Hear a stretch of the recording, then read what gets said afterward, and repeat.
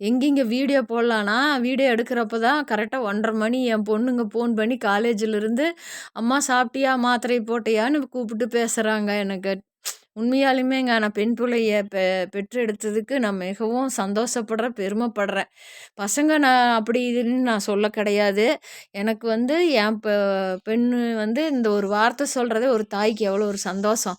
நான் சொல்கிற வந்த பதிவு வேறேங்க. என்னன்னா, இந்த பிரபஞ்ச பூமியில கணவன் மனைவியா இருக்கட்டும், அதாவது உற்றார் உறவினரா இருக்கட்டும், சொந்த பந்தம், அக்கா, தங்கச்சி, அண்ணன், தம்பி, ஃப்ரெண்ட்ஷிப் எந்த உறவா இருந்தாலுமே, பணங்காசுலயோ, சொத்து சுகத்துலயோ ஏமாத்துற எந்த ஒரு மனிதனும் இந்த பிரபஞ்ச பூமியில கடவுள் அவங்களுக்கு ஏமாத்துனவன வந்து எவன்கிட்ட ஏமாறுறாங்களோ அவங்க முன்னாடி தலை குனிய வைக்கும் ஒண்ணு. இன்னொன்னு என்னன்னா, அதாவது ஒருத்தனுடைய மனைவி கணவன் வச்சுக்கிறதும், கணவன் மனைவி வச்சுக்கிறதும் தப்பான உறவுகள் வச்சுட்ருக்குறாங்க பார்த்தீங்களா? அவங்களுக்கும் அவங்க இறக்கங்காட்டியும் இந்த பிரபஞ்ச பூமியில அவங்களுக்கு உண்டானது தவறுன்னு அந்த வயசுல புரிய வச்சிரும். இறக்கங்காட்டியும். கண்டிப்பா அதுக்கு உண்டான நோயோ, எந்திரிக்க முடியாம துன்பத்தையோ, அல்லது அவங்க குழந்தைங்க இவங்க செய்த தவற அவங்க குழந்தைங்க மூலியம் இதாவறத அந்த தாயோ, தகப்பனோ பார்த்து, "ஐயோ! நம்ம செய்த தவறு இன்னைக்கு நம்ம குழந்தைங்க மூலியம் நமக்கு வந்துருச்சா?" அப்படின்னு சொல்லி உணர்த்திரும். கண்டிப்பா கடவுள் உணர்த்தும்.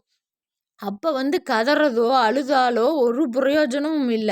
அதனால தான் நம்ம உயிர் வாழறப்பவே நல்ல செயல்களை செய்யறதும், நல்ல தான தர்மம் செய்யறதும், நல்ல ஒரு பாதையில வழிநடத்தி நம்ம போனோம்னா, என்னைக்கும் கடவுள் உறுதுணையா இருக்கும். இன்னொன்னு என்னன்னா, நம்ம வந்து எந்த தப்பும் பண்ணலையேப்பா! நான் இவ்வளோ வாழ்க்கையில கஷ்டப்படுறேன். நான் யாருக்கு எந்த துரோகமும் நினைக்கல.